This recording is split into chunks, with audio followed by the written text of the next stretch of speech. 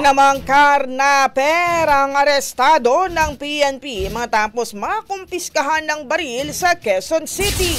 Batay sa report, bago pa man ang insidente, isang testigong nagsampa ng kaso laban sa sospek sa paglabag sa New Anti-Carnapping Act. Namataan ng biktima ang sospek sakay ng ninakaw na motor kaya't kagad niya itong inireport sa PNP.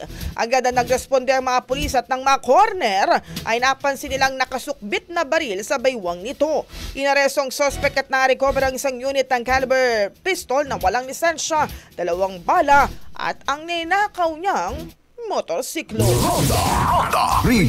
Kalaboso naman ang isang 30 anyos na lalaki nang makuhanan ng baril at shabu nang madakip at takasan pa ang mga pulis sa sumitas sa kanya sa pag-ihi sa pampublikong lugar sa Caloocan City.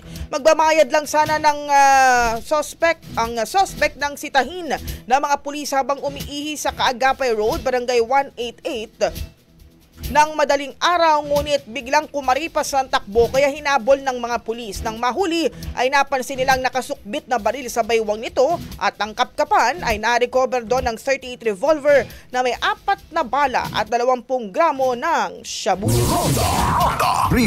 Ang bahaging ito ay hatid sa atin ng DriveMax Herbal Capsule. Lalaking angat, tumatagal.